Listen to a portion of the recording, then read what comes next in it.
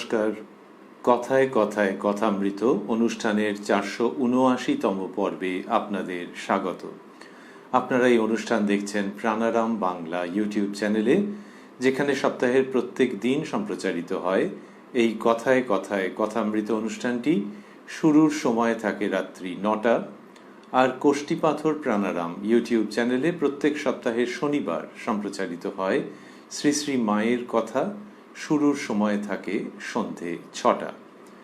এই অনুষ্ঠানে শ্রী শ্রী রামকৃষ্ণ কথামৃততে আমরা বিগত দিন ছিলাম এবং আজকেও অবস্থান করব 23শে অক্টোবর 1885 প্রসঙ্গে। শ্রীরামকৃষ্ণ উত্তর কলকাতার শ্যামপুকুর অঞ্চলে অবস্থান করছেন।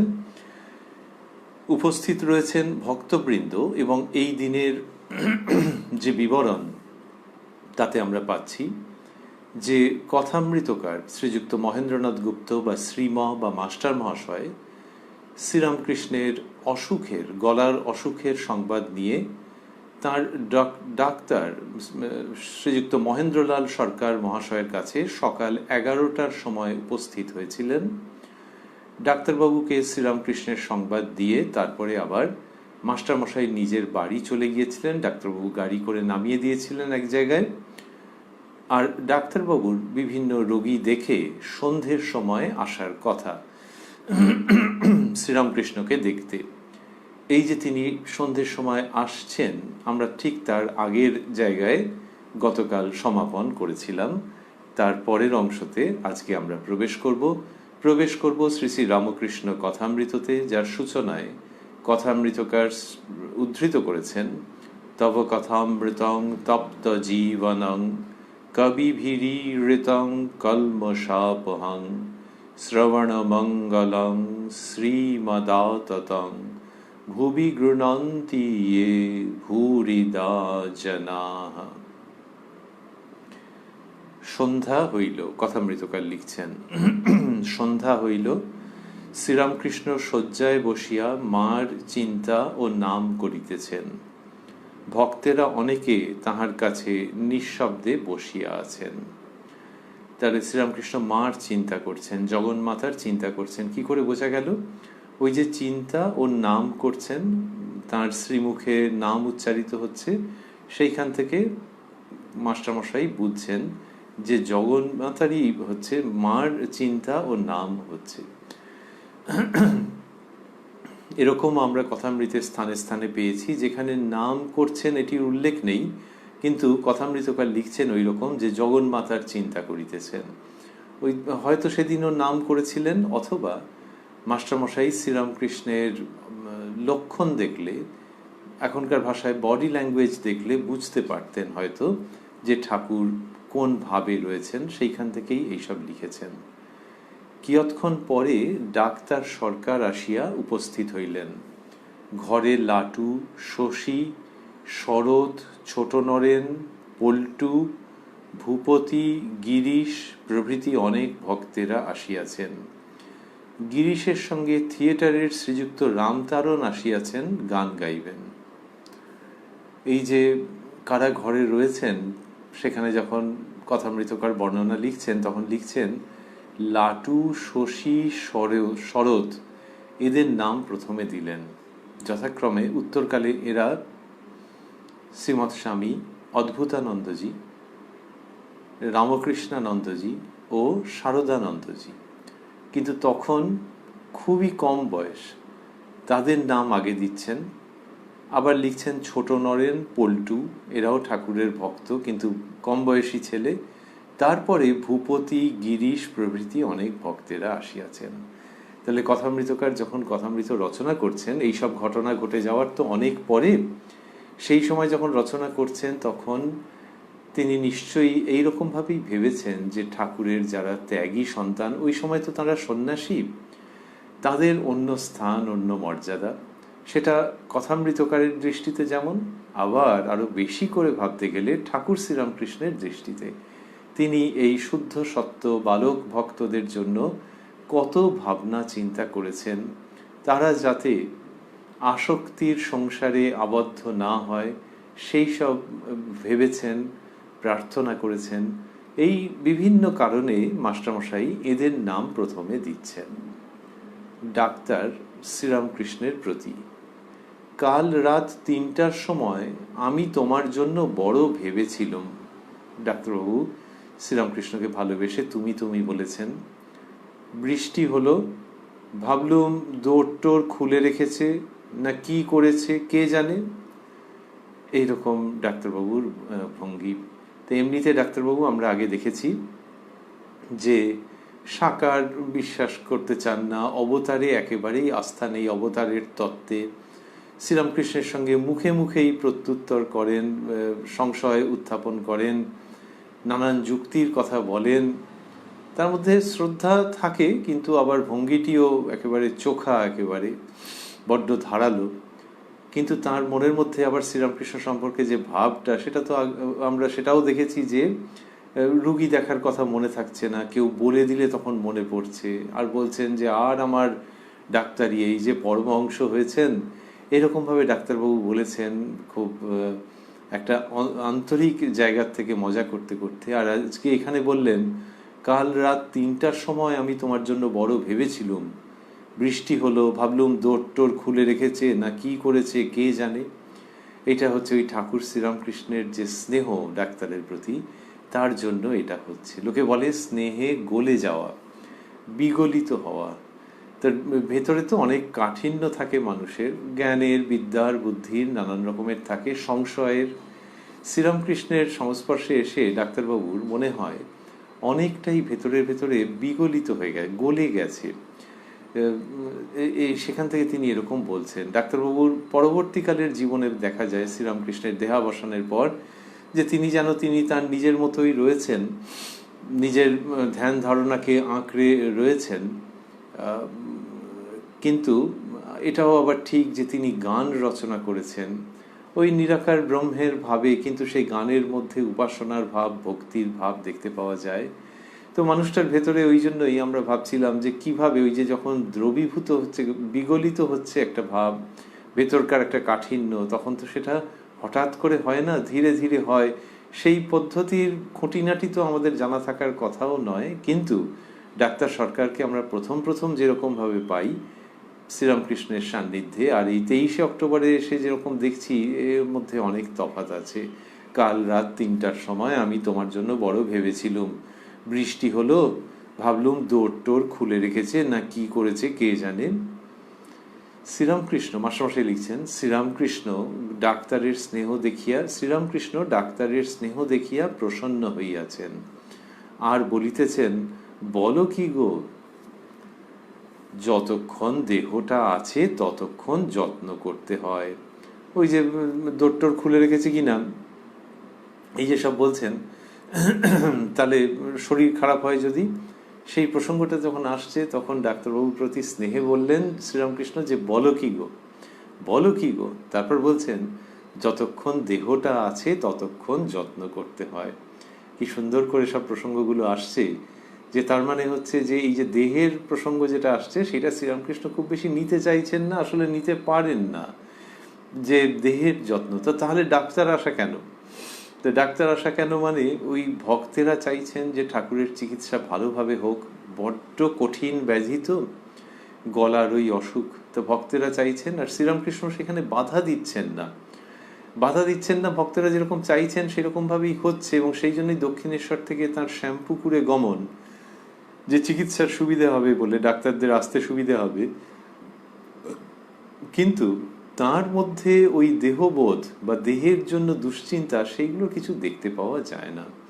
আবার তিনি যদি বলেন যে না ডাক্তার কিচ্ছু দরকার নেই ইত্যাদি, তখন তার ওই দিব্য ভাবের যেন একটা প্রকাশ হয়ে পড়বে, যে এরকম তো সাধারণত মানুষের হয় না।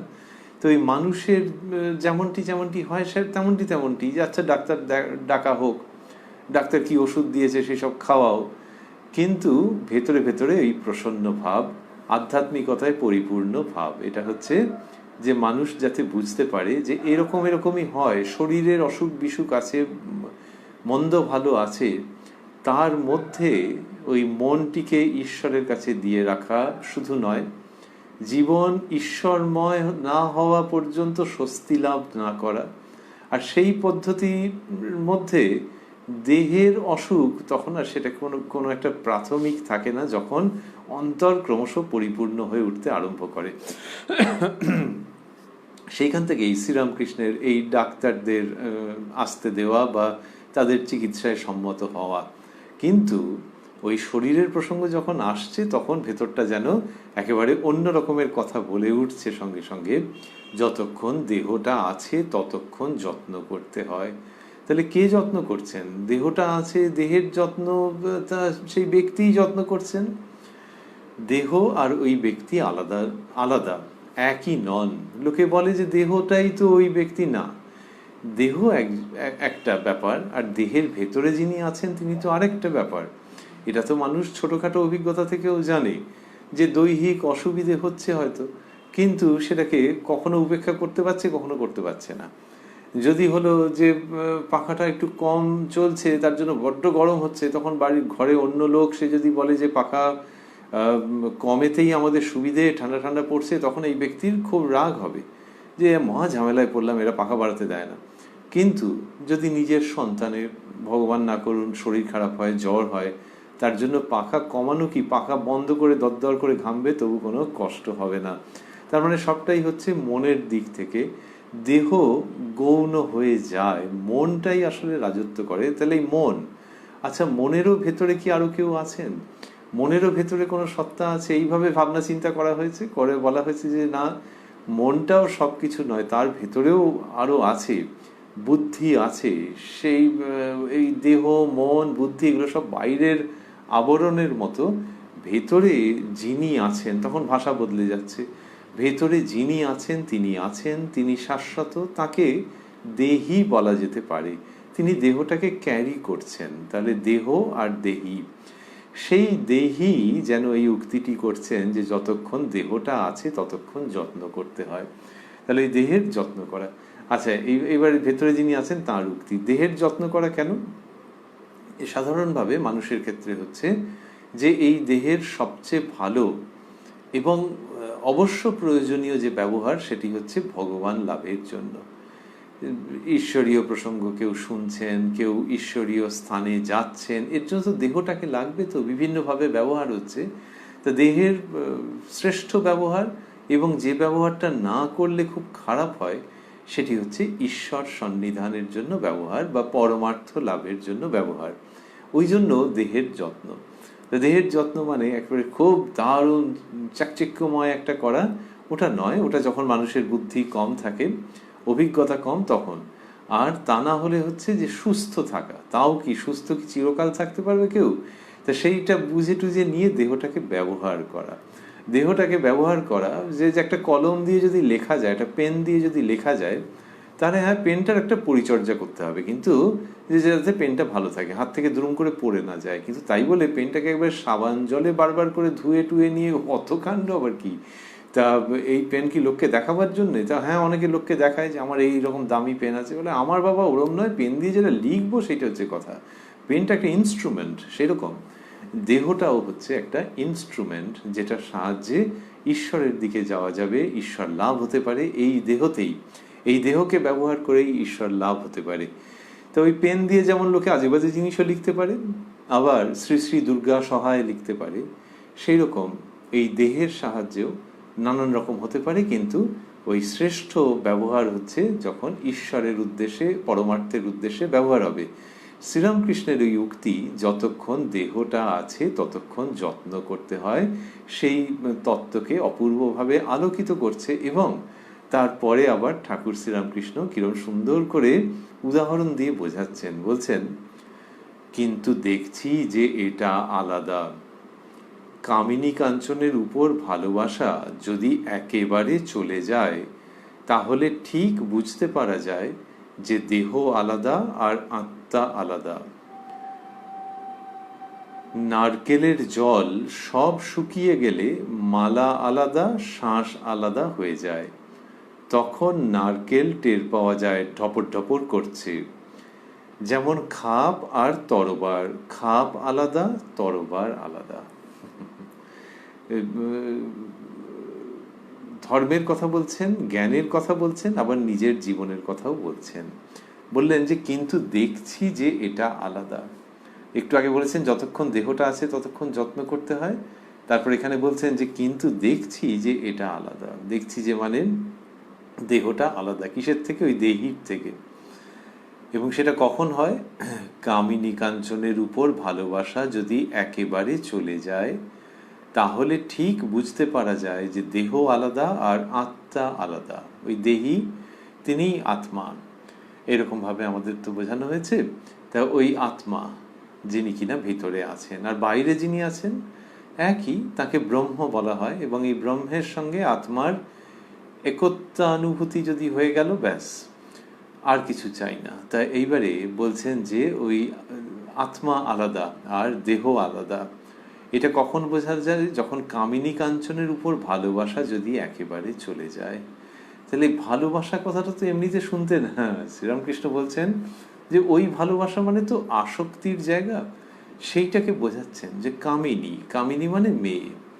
তাহলে মেয়েদের উপর ভালোবাসা যদি একেবারে যায়, তাহলে কি খুব একটা কর্কশ, রূঢ়, হিংস্র ব্যক্তিত্বে পরিণত হবে একজন পুরুষ মানুষ? সেরকমভাবে বলছেন না, কখনোই বলছেন না। কিন্তু ওই ভালোবাসা মানে আসক্তির জায়গাটা, যে ওইখানে মানুষ যদি আটকে পড়ে যায়। কামিনী কাঞ্চন, তা কাঞ্চন ছাড়া কার চলবে? তো এই কিন্তু সে যার চলবে সে খুব বিরল, যে যারা কিনা কিছুমাত্র অপেক্ষা রাখছেন না এবং দেহেরও কোনো তোয়াক্কা করছেন না, দেহ যেমন থাকে থাকবে। কিন্তু তা না হলে কাঞ্চন তো প্রয়োজন। এখন সেই কাঞ্চন যে প্রয়োজন, তার প্রতি একজন আসক্ত কিনা। আসক্তি কি করে বোঝা যাবে? ওই যে সঞ্চয় করতে চাইছে, আচ্ছা সঞ্চয় তো ভবিষ্যতের জন্য লোকে করতে চায়, হ্যাঁ চায়, কিন্তু ওই দেখা যাবে যে ওটা ক্রমশ বেড়ে যাবে, যে ভবিষ্যতের জন্য যা সঞ্চয় করা দরকার তার থেকেও বেশি করছে, আর বিলাসের দিকে মন যাচ্ছে। তার মানে বুঝতে হবে যে কাঞ্চনে আসক্তি হয়ে গেছে। এমনিতেই যদি ইয়ে পড়ে, একটা হাত থেকে কয়েন যদি মাটিতে পড়ে আর টং টং টং করে ওই যে আওয়াজ হয়, লোকে বলে এই পয়সা পড়েছে, তোল তোল তোল তোল। কেন অত তাড়াতাড়ি কেন? পয়সা পড়ে কি একেবারে রাজ্যের সীমানা পেরিয়ে অন্য রাজ্যে চলে যাবে? কিন্তু ওটা একটা আসক্তি, যে পড়ে গেছে, এখন আবার 10 টাকার কয়েনও আছে, তা পড়ে গেছে, ইস টাকা পড়ে গেছে, তোল তোল তোল তোল তাড়াতাড়ি তোল। কেউ নিয়ে যাবে না, ও চাকার মতো গড়িয়ে অন্য রাজ্যেও চলে যাবে না, কিন্তু ওই যে অত ব্যস্ততা তার পেছনে, তার কারণ একটা আসক্তির জায়গা রয়েছে। তো সেই প্রয়োজন এবং আসক্তি, তার মধ্যে একটা লক্ষণ রেখা রয়েছে। শ্রীরামকৃষ্ণ সেই জায়গাটা সম্পর্কে অবহিত করছেন, শুধু তাই নয়, পই পই করে সতর্ক করছেন যে যদি ঈশ্বর লাভের পথে কেউ অগ্রসর হয়, ঈশ্বর লাভ করতে চায়, তাহলে তাকে ওই আসক্তি ছেড়ে দিতে হবে। ওর পেছনে আসক্ত হবে কেন? ওটা শুদ্ধ প্রয়োজনের জন্য, এইটা মনকে বোঝাতে হবে। আর যার পক্ষে সম্ভব যে ওইগুলির থেকে দূরে থাকা, যত দূর সম্ভব দূরে থাকা, সে তত দূর থাকবে। সে মেয়ে হোক ছেলে হোক, যে ঈশ্বর লাভের জন্য যে সেগুলোর থেকে দূরে থাকবে, যে ওগুলোর কাছাকাছি থাকলে ওগুলোর প্রভাব এসে পড়ছে এবং মনের মধ্যে আসক্তির জায়গা তো রয়েছে, সেগুলো আরো বর্ধিত রূপ নিচ্ছে, তাহলে দূরে দূরে থাকবে। এই যে আসক্তি, সেটাকেই এখানে বললেন ভালোবাসা। কামিনী কাঞ্চনের উপর ভালোবাসা যদি একেবারে চলে যায়, তাহলে ঠিক বুঝতে পারা যায় যে দেহ আলাদা আর আত্মা আলাদা। কামিনী, তারপরে ভালোবাসা। এই যে শ্রীরামকৃষ্ণ মেয়েদেরকে তাহলে কি চোখে দেখছেন? মেয়েদেরকে তিনি একেবারে জগন্মাতার রূপে দেখছেন। বিবাহ করেছেন মা শারদা, তিনি বলছেন যে ঠাকুর কখনো ফুলটি দিয়েও আঘাত দেননি। তাহলে কিরকম হলো? অন্য মেয়েরা যারা গেছেন, স্ত্রী ভক্তরা, এই যে কথামৃতকর মাস্টারমশাই, তার স্ত্রী, ঠাকুর যখন তার সঙ্গে কথা বলছেন, তার ভালো থাকা মন্দ থাকা নিয়ে যখন প্রসঙ্গ হচ্ছে, তখন শ্রীরামকৃষ্ণ কিভাবে বলছেন? How is Sri Ramakrishna behaving with নিকুঞ্জ দেবী? সেখানে দেখা যাবে যে নিকুঞ্জ দেবীর জীবনে যত শুভানুধ্যায়ী আছেন, তার থেকে বোধহয় বেশি শ্রীরামকৃষ্ণ, এবং অবশ্যই জননী শারদামণি। কথামৃতে তার কত কত নিদর্শন আছে। মাস্টারমশাই স্বাভাবিক লজ্জাবশত আত্মগোপনের কারণে সেগুলো বেশি লেখেননি, কিন্তু জানা আছে তো মাস্টারমশাইয়ের জীবনী সূত্রে। তো ঠাকুর তার জন্য কি রকম ভাবনা ভেবেছেন, আর তিনি যেটা করতেন, যে যতদূর ভাবনা ভাবলেন তার পরেরটুকুনি মা শারদার উপরে এন্ট্রাস্ট করতেন, সেইভাবে করেছেন। তাই এই যে নিকুঞ্জ দেবী, উনি কে? মাস্টারমশাই তো কথামৃত না হয় রচনা করবেন, নিকুঞ্জ দেবী উনি ওই জগন্মাতার এই রূপ, তিনি বিবাহিতা, তাতে কি হয়েছে? এই রকম দৃষ্টিতে শ্রীরামকৃষ্ণ দেখছেন যে আদ্যাশক্তির রূপ, তার যাতে সব রকমের কল্যাণ হয়, মঙ্গল হয়, এই রকম মেয়েদের প্রতি তার দৃষ্টি, মেয়েদের প্রতি দৃষ্টি, সেটা ছেলেদের বেশি ব্যাখ্যা করারও অপেক্ষা রাখে না। যারা শ্রীরামকৃষ্ণকে পেয়েছেন, বলরাম বাবু, তাঁর পরিবার, আরও কত কত গৃহী মানুষ, তখন তো অবিবাহিত মেয়েরা বেশি যেতেন না, সামাজিক কারণে যাওয়া সম্ভব ছিল না, কিন্তু একালে শ্রীরামকৃষ্ণের বাণীর সংস্পর্শে এসে তাদের জীবন বদলে যাচ্ছে, এরকম কত দৃষ্টান্ত রয়েছে। সুতরাং ঠাকুর শ্রীরামকৃষ্ণ স্থূলদেহে যখন, স্থূলদেহে নয় যখন, তখন নারী জাতি আমরা বলি বা মেয়েদের প্রতি তার যে দৃষ্টি, ওই যেটা ভাবছিলাম যে ত্রিভুবনে যত শুভানুধ্যায়ী আছেন তার থেকেও বেশি এইরকম বহু মানুষের, বহু নারীর অনুভব হয়েছে, তাতে কোনো সন্দেহ নেই। আর সেইখানে শ্রীরামকৃষ্ণ কিন্তু পুরুষ ভক্তদের সতর্ক করে দিচ্ছেন যে বাবা, এ তো বেশি ব্যাখ্যার অপেক্ষা রাখে না, যে তাদের মধ্যে বিদ্যাশক্তি আছে, অবিদ্যাশক্তি আছে, সাধারণ দৃষ্টিতে অত বুঝতে পারবে না। সুতরাং ওইটা হচ্ছে আসক্তির একটা বড় জায়গা, তার মধ্যে যদি আটকে গেলে তাহলে আর এগোতে পারবে না। তাহলে বিবাহিত মানুষ কিরকম ভাবে দেখবেন? তিনিও কি দেবীর দৃষ্টিতে দেখবেন নাকি? সেসব শ্রীরামকৃষ্ণ ব্যাখ্যা করেছেন, আমরা আগের পর্বে শুনেছি সম্প্রতি, যে আসক্তির জায়গায় যদি থাকলো সেইটাকে ধরে নিয়েই বলেছেন যে সংসারে ওরকম ভাবে থাকবে, একটি দুটি ছেলে হবার পর ভাই বোনের মতো থাকবে। সে অদ্ভুত উচ্চতায় প্রসঙ্গটাকে তিনি তুলে দিচ্ছেন এবং অসাধারণ সহানুভূতি, সহমর্মিতার সঙ্গে। সেই তিনি যখন ভালোবাসা শব্দটি বলেন তখন বোঝা যায় যে ভালোবাসা তার অনন্ত, কিন্তু আসক্তি সম্পর্কে সতর্ক করতে তিনি কোথাও দ্বিধা করছেন না, তৎক্ষণাৎ সেটি করছেন। এইখানে বললেন নিজের জীবনের কথাই যেন বলতে বলতে, যে কিন্তু দেখছি যে এটা আলাদা, এই দেহ, কামিনী কাঞ্চনের উপর ভালোবাসা যদি একেবারে চলে যায় তাহলে ঠিক বুঝতে পারা যায় যে দেহ আলাদা আর আত্মা আলাদা। তাহলে ওই ভালোবাসা মানে আসক্তি যখন চলে যাচ্ছে তখন কি হচ্ছে? দেহ আর দেহি, আত্মা আর দেহ, এই দুটি যে পৃথক, সেটি তখন বুঝতে পারা যায়, তার আগে পারা যায় না। কেন পারা যায় না? ওই আসক্তির জন্যই ওরকম হয়। আসক্তি তো একটা আঠার মতো বলা হয়, তো সেইটা বলা হয় যে পারস্পরিক সম্পর্কের মধ্যে আসক্তির আঠায় জড়িয়ে গেছে, ও আর কিছু করতে পারবে না, নড়তে চড়তে পারবে না, ওইটাতেই গেল। পুরুষ স্ত্রীলোকের প্রতি, স্ত্রীলোক পুরুষের প্রতি, নারী পুরুষ দুই সন্তানের প্রতি, যে বাবা এমনি দায়িত্ব আছে একরকম, এ একবারে আসক্ত, বড্ড একেবারে, সে এইরকম লোকে বলে থাকে যে জড়িয়ে গেছে একেবারে। তাহলে ওইটা যে শুধু এই সম্পর্কের ক্ষেত্রে জড়িয়ে দিচ্ছে তা নয়, আরো দুটো জিনিসের মধ্যে আঠা দিয়ে জুড়ে দিচ্ছে, সেটা হচ্ছে দেহ আর দেহি, উইচ ইজ ভেরি আনফর্চুনেট। কিন্তু হ্যাঁ, প্রথমে ওরকম থাকে, দেহ আর দেহি আটকে যাচ্ছে ওই আসক্তির জন্য। সেই আসক্তিটা যদি শুকিয়ে যায় তাহলে দেহ আলাদা, দেহি আলাদা। শ্রীরামকৃষ্ণ উদাহরণ দিচ্ছেন, বলছেন নারকেলের জল সব শুকিয়ে গেলে মালা আলাদা, শাঁস আলাদা হয়ে যায়। তাহলে ওই বাইরের অংশটা মালা যেটাকে বলা হচ্ছে, আর শাঁস যেটা কার্নেল, ওইটা, এই দুটো আলাদা হয়ে যাচ্ছে কখন?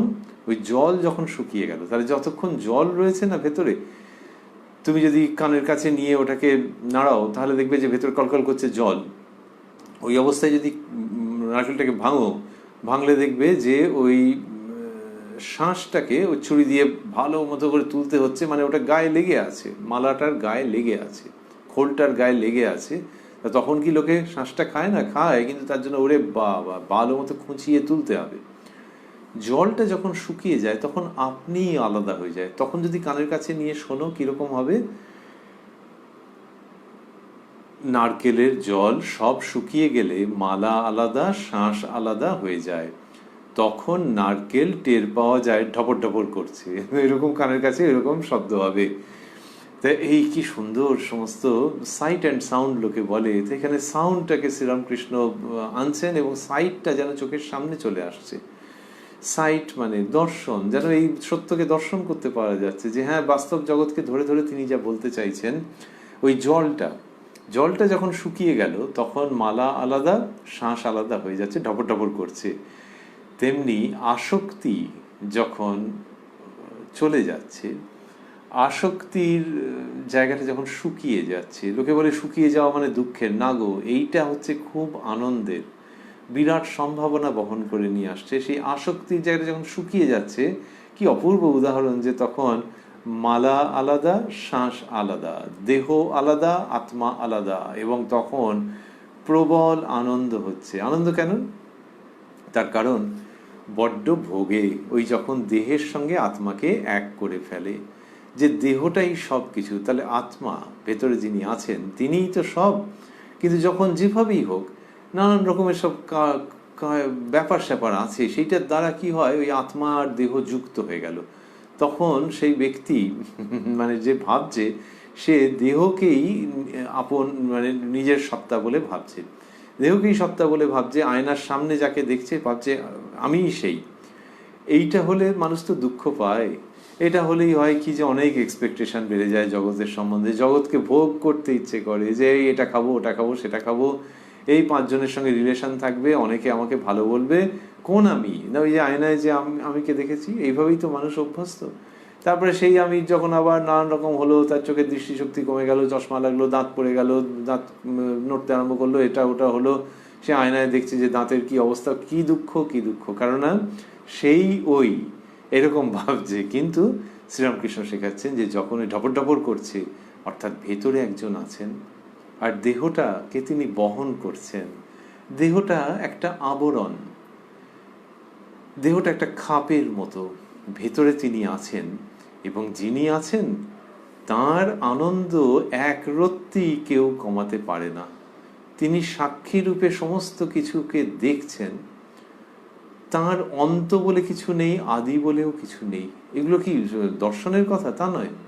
যে ব্যক্তি অন্তরে অবলোকন করতে আরম্ভ করেন, তিনি একটু একটু হলেও টের পান। ওই যে নারকোল কানের কাছে এনে নাড়ানো হচ্ছে, তেমনি যে ব্যক্তি একটু ভেতরের জগতে ঢুকবার চেষ্টা করবেন, ভেতরের যে অস্তিত্ব তাকে শেক করবার চেষ্টা করবেন, আলাদা যাতে হয়ে যায়, যে দেখি দেখি দেখি কি আছে কি আছে, এই যিনি করবেন তিনি ক্রমশ বুঝতে পারবেন যে যিনি ভেতরে আছেন তাকে বিচলিত করা যায় না, কম্পিত করা যায় না, দুঃখিত করা যায় না, ভীত করা যায় না।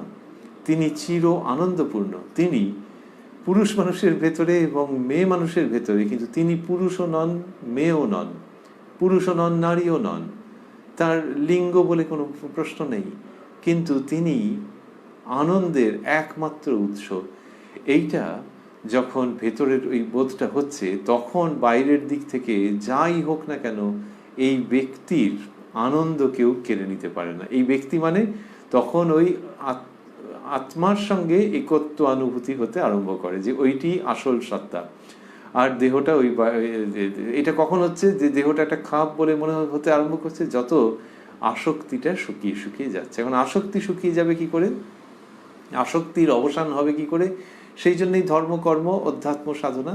শ্রীরামকৃষ্ণ সেটা দেখাচ্ছেন যে ওই দেহের সঙ্গে যখন যোগটা থাকছে না, তখন সেটা আনন্দের হয়ে যাচ্ছে। দেহের সঙ্গে যুক্ত থাকলে এমনিতে মনে হবে বেশ ভালো, সেজে গুজে একজন বেরোলো, বেশ আনন্দ করছে, বন্ধু বান্ধবের সঙ্গে গল্প করছে, খাচ্ছে দাচ্ছে, নাইস। কিন্তু ওই নাইসটা শেষ পর্যন্ত যেহেতু টানা যায় না, এবং ওইটা মাঝে মাঝে পাংচার্ড হতে আরম্ভ করে, ওইখানেই হচ্ছে গন্ডগোল। পাংচার্ড হয়ে যাচ্ছে মাঝে মাঝে, গাড়ির চাকা যেমন চলছে চলছে চলছে চলছে, পাট করে একটা কি ঢুকে গেল, এই রে কেলেঙ্কারি। তখন তাকে সারিয়েও সে আগের মতো নয়। একটা সময় লোকে বাদে ভাবছে যে এই টায়ারটা ছেড়ে দিতে হবে, বেঁচে দিতে হবে, নতুন টায়ার কিনতে হবে। পাংচার্ড হয়ে গেলে তো বড় মুশকিল। দেহ দৈহিক অবস্থান পাংচার্ড হতে হতে যায়, তো সেইটার জন্যই হচ্ছে যে অন্তে ওটা দুঃখ নিয়ে এসে উপস্থিত করে। সেই কারণেই দেহ আলাদা, আত্মা আলাদা বলা হচ্ছে। এবং সেটা আরো এই কারণে যে ভেতরে তো আসল আনন্দের সত্তা রাখা আছে, আর দেখো বাইরের আবরণটাকেই যদি কেউ আসল ভাবে, তখন যে মুশকিলটা হয়ে যায়, যে পেন দিয়ে কি লিখবে তার নেই ঠিক, পেনটাকে সাবান জলে ধুচ্ছে আর নানান রকমের করছে। আরে ওই পেন দিয়ে লিখে তোমার তো অনেক আনন্দ হতো, মানে ওই পেন দিয়ে লেখার যে সম্ভাবনাটা, আর তার তুলনায় পেনটাকে সাবান জলে চান করানো, এই দুটো কিরকম হয়ে যাচ্ছে না?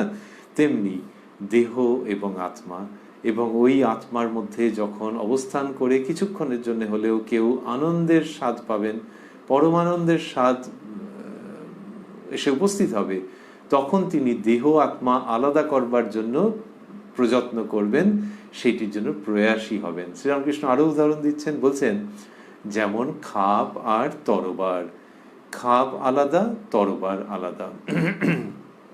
শাস্ত্রে এই ধরনের উদাহরণ আছে তো, কোষ, যে ওপরে যে খাপটা, তাই তরবারের খাপ আলাদা আর তরবার আলাদা, তো তুমি দুটোকে একসঙ্গে এক করে গুলিয়ে ফেলো না।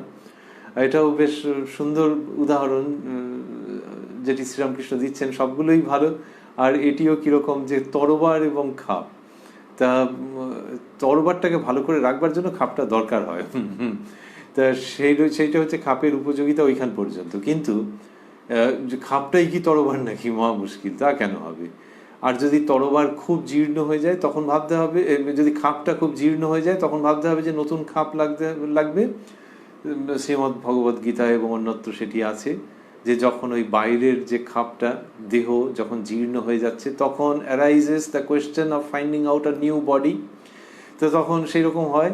এখন এই হচ্ছে ব্যাপার, যে তরবার আর খাপ, আর দেখো খুব বোকামি হয়ে যাবে যদি কি খাপটাকে দেখি ভাবে যে ওইটাই তরবার, আরে দুটো তো আলাদা। আর ভেতরে যেটি আছে ইনসিডেন্টালি সেটা কি, সেটি তরবার।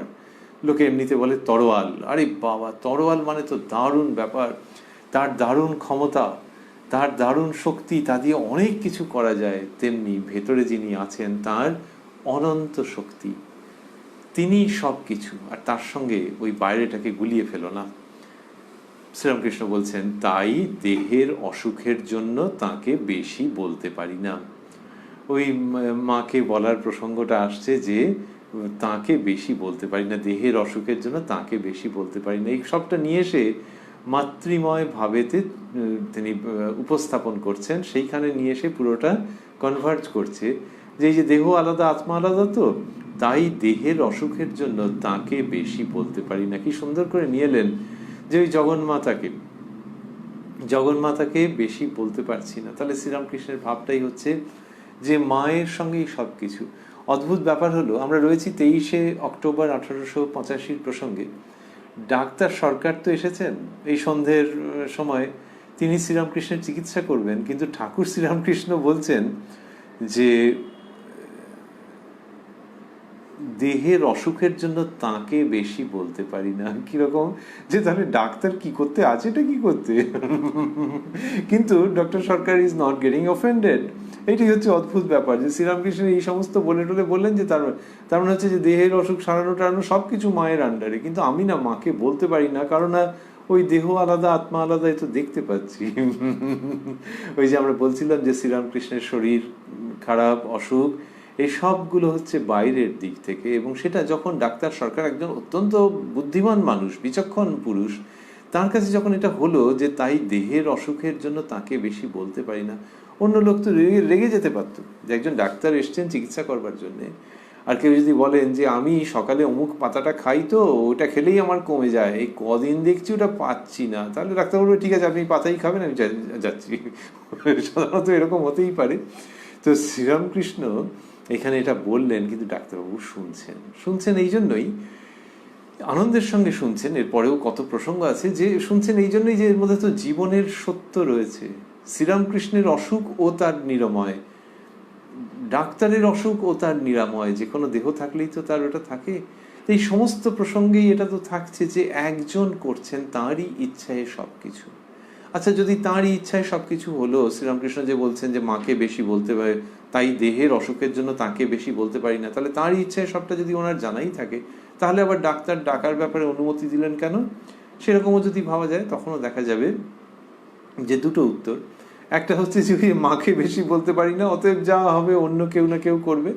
আরেকটা হচ্ছে যে ওই যে ডাকা হচ্ছে, ডাক্তারকে ডাকা হচ্ছে, সেটি ওই যে ভক্তরা ডাকছেন, তো সেইখান থেকে তাদের, যেটা আমরা আগে স্মরণ করছিলাম, যে তাদের মনে কোনো কষ্ট দিতে চাইছেন না এবং বিস্ময় উৎপাদন করতে চাইছেন না, যে ও তাহলে ইনি বিরাট শক্তিধর কেউ একজন। সেইখানটায় ঠিক সাধারণ মানুষের যেরকম হয় সেরকম ভাবে রয়েছেন, যে আচ্ছা চলো ডাক্তার ডাকা হোক, কে ডাক্তার, কাকে ডাকবে, আচ্ছা ডাকো, এইরকম ভাবে তিনি বলছেন। তা কিন্তু এই মূল সত্যটি ওখানে বললেন, যে তাই দেহের অসুখের জন্য তাকে বেশি বলতে পারি না।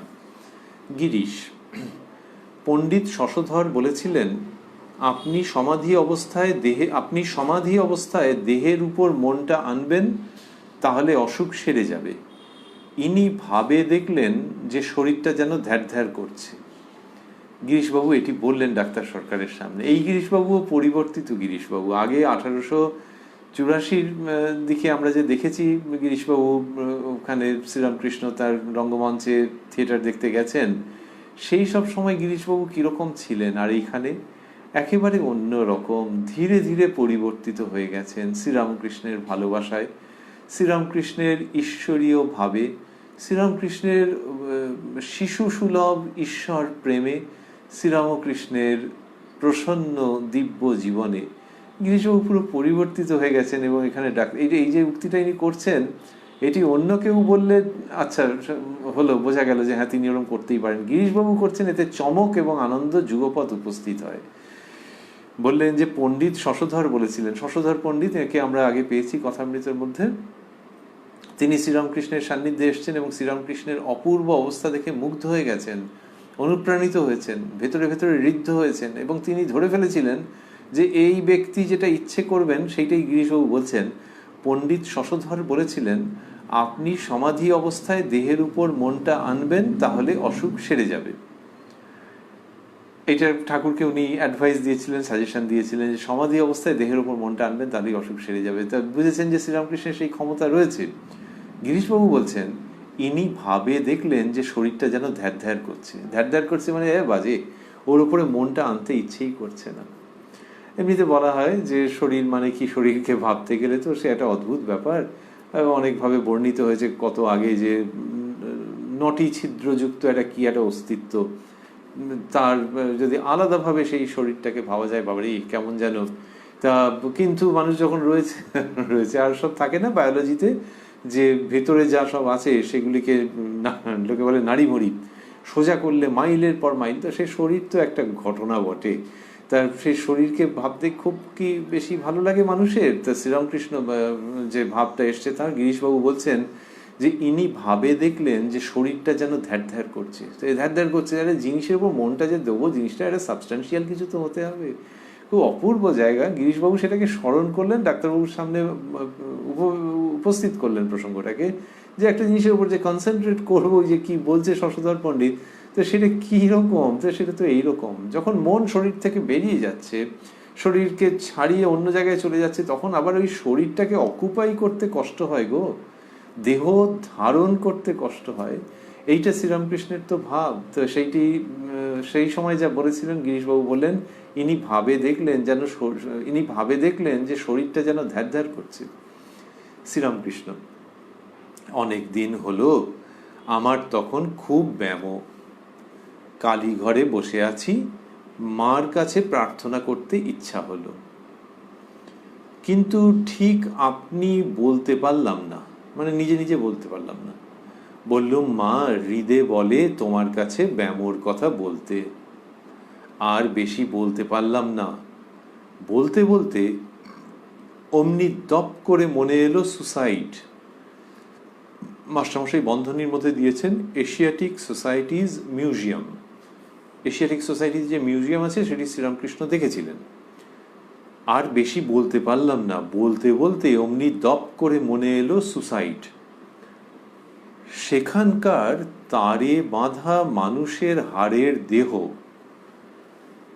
অমনি বললুম, মা তোমার নাম গুণগান করে বেড়াবো, দেহটা একটু তার দিয়ে এঁটে দাও সেখানকার মতো, সিদ্ধাই চাইবার জো নাই।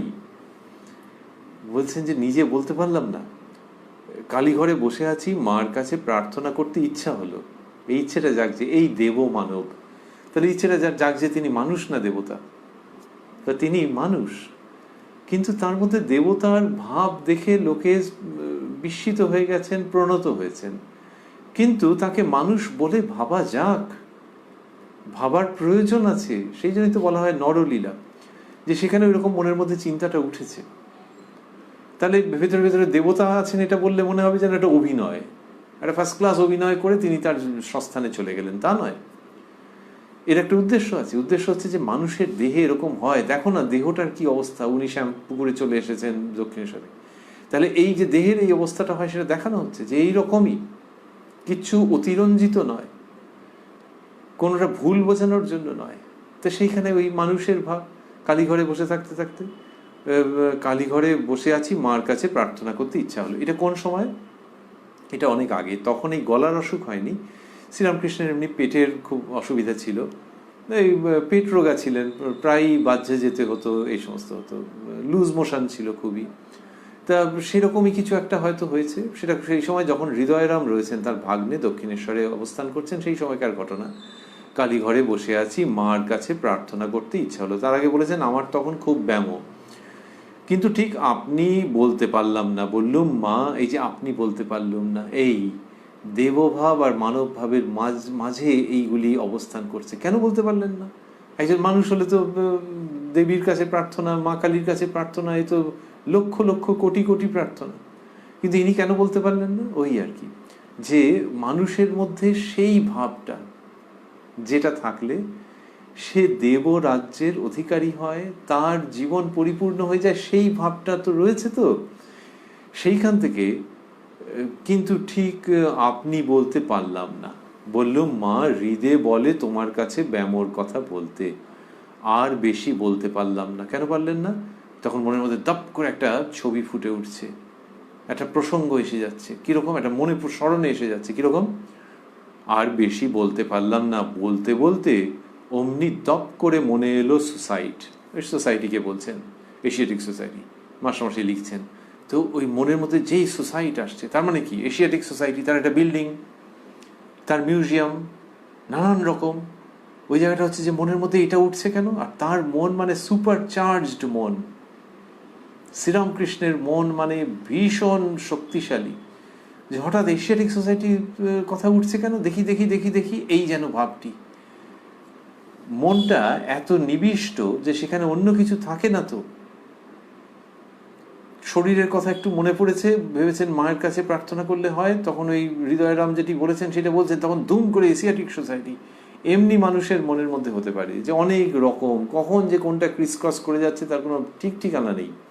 কিন্তু শ্রীরামকৃষ্ণের মনোজগৎ তো আলাদা, সেখানে এশিয়াটিক সোসাইটি। তখন আর মাকে বলতে পারলাম না, এবার হচ্ছে ফলো করছি, যে দেখি দেখি দেখি কোথায় যায় প্রসঙ্গটা, মন কোথায় যায়। বলতে বলতে অমনি দপ করে মনে এলো সুসাইড, সেখানকার তারে বাঁধা মানুষের হাড়ের দেহ।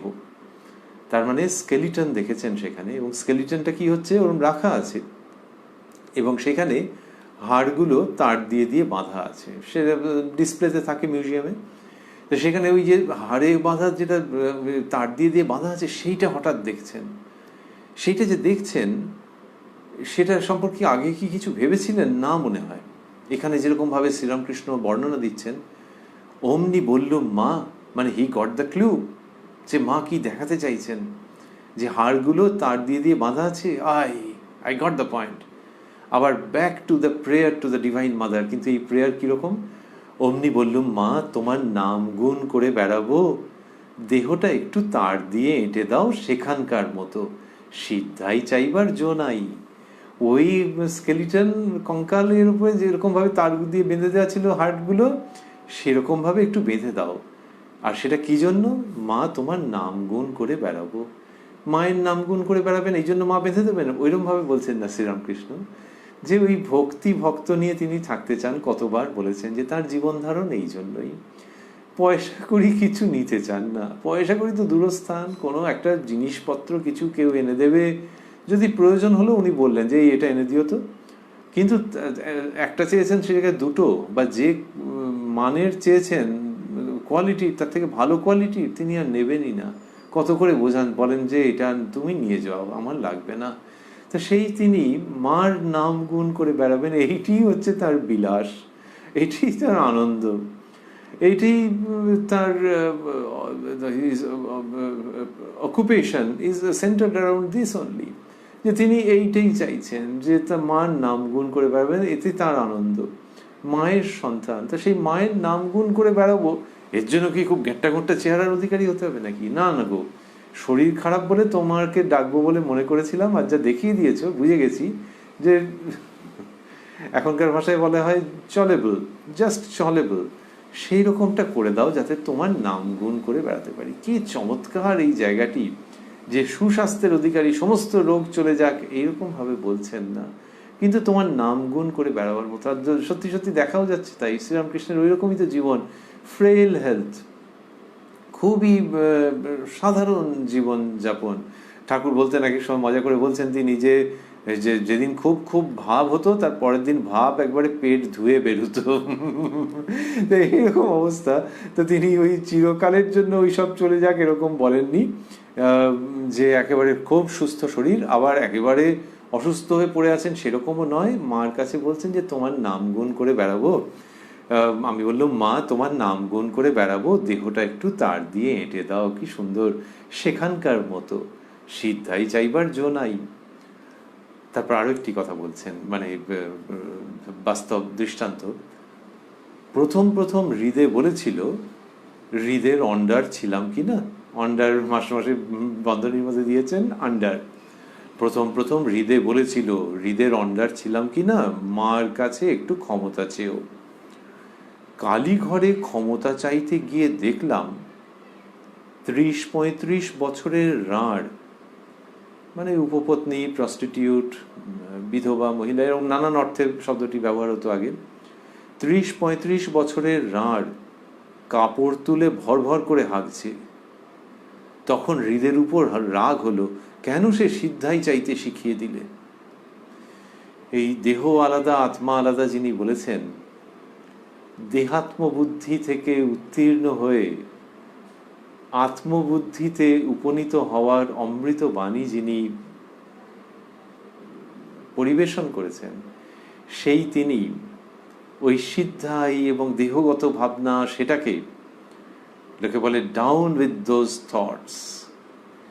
ছবিতে থাকে ডিসলাইক, বুড়ো আঙুল উল্টো দিকে আছে, ডিসলাইক। সেইটা শ্রীরামকৃষ্ণ এখানে দেখাচ্ছেন, যে দেহকে নিয়ে ভাবতে নেই। এবং সেই ডিসলাইকটা যেভাবে দিচ্ছেন, আমরা যেরকম থামস ডাউন করে যে ডিসলাইক বলি, তার দ্বারা যেটা বোঝা যায়, তার থেকে কোটি গুণ তীব্রভাবে উপস্থাপন করছেন। ডিসলাইকের ওই সিম্বল বা আইকন, তার একটা মূল্য আছে, হয়তো কমিউনিকেশনে চটপট চটপট একটু সুবিধে হয়, আর তারপর লোকে বলে যে কিছু না বুঝে ডিসলাইক মেরে দিয়েছে, এরকম বলে, সেটা আলাদা প্রসঙ্গ। কিন্তু শ্রীরামকৃষ্ণ যখন ডিসলাইকের কথা বলছেন, যখন তিনি বিচার করে ওখান থেকে সরে আসার কথা বলছেন, তখন খুব সেটি তীব্র থাকছে, কিন্তু কাউকে আহত করছে না। সেইটার দ্বারা কোনো ভাবগত চাঞ্চল্য উপস্থিত হচ্ছে না, অনভিপ্রেত আঘাত প্রদান করছেন না, কিন্তু সত্যের উন্মোচন ভীষণ তীব্র। প্রথম প্রথম হৃদে বলেছিল, হৃদের অন্ডার ছিলাম কি না, মার কাছে একটু ক্ষমতা চেয়েও। এবারে ওই মানুষের ভাব, যে আচ্ছা বলেছে যখন যাই তাহলে চাইতে। যারা দেখেছেন তারা, সেই সময় তো যারা গ্রন্থ রচনা করেছেন তারা দেখেননি, কিন্তু পরেও যারা দেখেছেন তারা বলছেন একদম বাচ্চা ছেলের ভাব, যে যে যা বলছে সেটাই যেন এটা নিয়ে নেওয়ার প্রবণতা। কালীঘরে ক্ষমতা চাইতে গিয়ে দেখলাম 30-35 বছরের রাঁড় কাপড় তুলে ভর ভর করে হাঁকছে। তখন হৃদের উপর রাগ হলো, কেন সে সিদ্ধাই চাইতে শিখিয়ে দিলে। এইসব বলছেন শ্রীরামকৃষ্ণ। রয়েছেন ভক্তবৃন্দ, ডাক্তার সরকার শুনছেন, গিরিশবাবু রয়েছেন, তিনি আবার একজন গায়ক মহাশয়কে নিয়ে এসছেন, শ্রীযুক্ত রামতারণ, তিনি গান গাইবেন, গান হবে, যেটি এরপরেই শ্রীরামকৃষ্ণের কৃপা সাপেক্ষে আমরা শ্রবণ করব আগামীকাল এই কথায় কথায় কথামৃত অনুষ্ঠানে, প্রাণারাম বাংলা ইউটিউব চ্যানেলে, যেখানে সপ্তাহের প্রত্যেক দিন সম্প্রচারিত হয় এই অনুষ্ঠানটি। শুরুর সময় থাকে রাত্রি 9টা, আর কোষ্ঠীপাথর প্রাণারাম ইউটিউব চ্যানেলে প্রত্যেক সপ্তাহের শনিবার সম্প্রচারিত হয় শ্রী শ্রী মায়ের কথা। শুরুর সময় থাকে সন্ধে 6টা। আমরা রয়েছি উদ্বোধন কার্যালয়ে প্রকাশিত শ্রী শ্রী রামকৃষ্ণ কথামৃতের 941 পৃষ্ঠায়। রয়েছি 23 অক্টোবর 1885 প্রসঙ্গে শ্যামপুকুর বাটিতে শ্রীরামকৃষ্ণের দিব্য সান্নিধ্যে।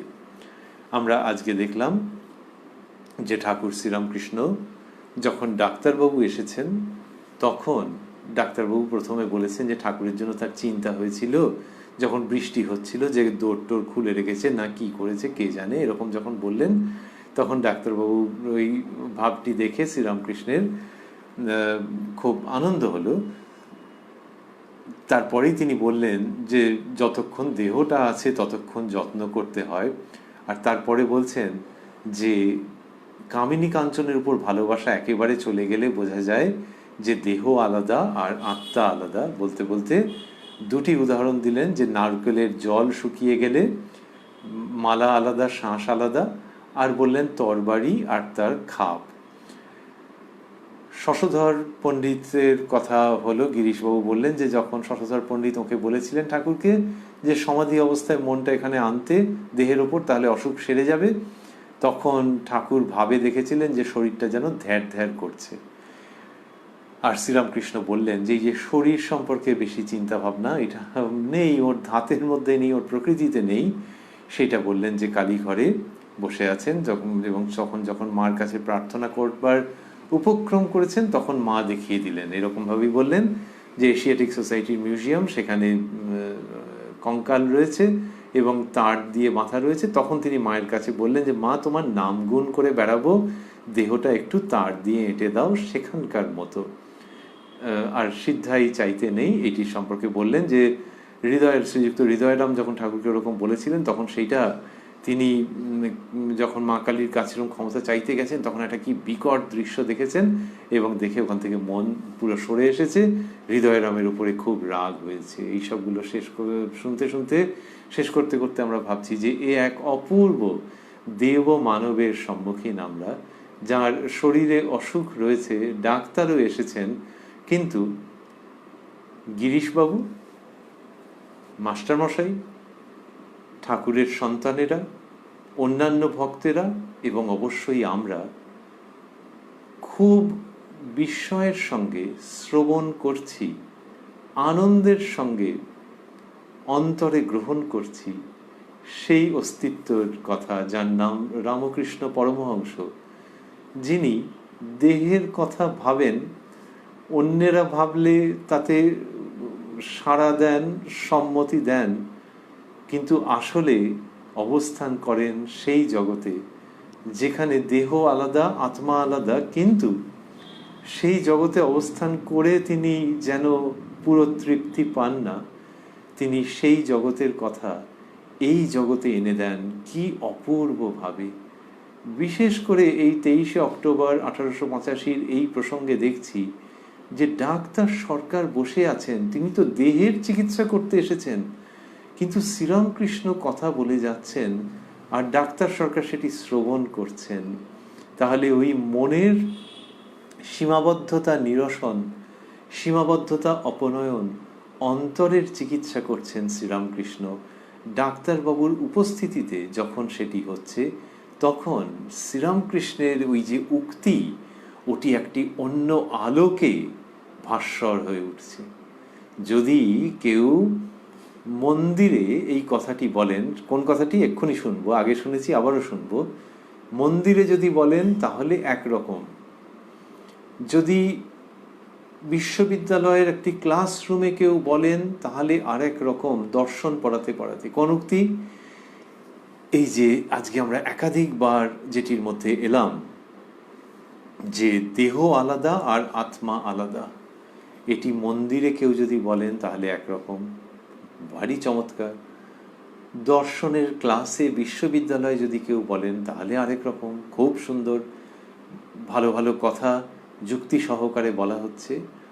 আর এইখানে শ্রীরামকৃষ্ণ বলছেন যখন, তখন অপূর্ব ব্যাপার হচ্ছে যে এই শ্রীরামকৃষ্ণ বলছেন ডাক্তার সরকারের সমক্ষে। তাহলে ডাক্তারবাবুকে আমাদের নমস্কার, যে কালে তিনি শ্রীরামকৃষ্ণকে দর্শন করেছেন, তার সান্নিধ্য পেয়েছেন, তার চিকিৎসা করবার সুযোগ হয়েছে তার। কিন্তু তাও ডাক্তারবাবুর উপস্থিতিতে শ্রীরামকৃষ্ণ বলছেন দেহ আলাদা আর আত্মা আলাদা, এটি কি অপূর্ব। এবং ডাক্তারবাবু শ্রবণ করছেন। যখন এইগুলি বলছেন শ্রীরামকৃষ্ণ, তখন মনে হয় যে বিশ্ববিদ্যালয়ের ক্লাস যেন একটু নিরস নিরস মনে হয়। এটি আসলে সমগ্র জগতে ধ্বনিত হওয়ার মতো এক অপূর্ব অনিন্দ সুন্দর অধ্যাত্ম তত্ত্ব, যেটি শ্রীরামকৃষ্ণ জীবনে রূপায়িত। তাই দেহ আলাদা, আত্মা আলাদা, আত্মা সঠিক উচ্চারণ সংস্কৃতের দিক থেকে, কিন্তু ঠাকুর যখন বলছেন কত রকমভাবে ভাষাকে তিনি ব্যবহার করছেন, দেশের ভঙ্গিতে বলছেন, কলকাতার ভঙ্গিতে বলছেন, ভাষা তার শ্রীমুখে অপূর্ব রূপ নিচ্ছে। তাই সেই জন্য তিনি আত্মাও বলে থাকতে পারেন, আত্মাও বলে থাকতে পারেন, কিন্তু ভাবটা তো আসল। যখন এইরকম বলছেন দেহ আলাদা আর আত্মা আলাদা, তখন আমাদের মনে হয় যে শ্যামপুকুর বাটিতে সন্ধ্যের সময় এই কথাগুলি উচ্চারিত হচ্ছে, এবং আসলে ওই স্থানটি যেন একটি মন্দিরে পরিণত হচ্ছে, যে মন্দিরের দেওয়ালগুলো অনন্ত স্পর্শী। সমগ্র জগৎ ঈশ্বরীয় মন্দির যেন, আর সেই মন্দির মধ্যে শ্রীরামকৃষ্ণের এই দেব দুর্লভ কণ্ঠে ধ্বনিত হচ্ছে দেহ আলাদা আর আত্মা আলাদা। ওং নিরঞ্জনং নিত্যম অনন্ত রূপং ভক্তানুকম্পাধৃত বিগ্রহং বৈ ঈশাবতারং পরমেশমিড্যং তং রামকৃষ্ণং শিরসা নমামঃ।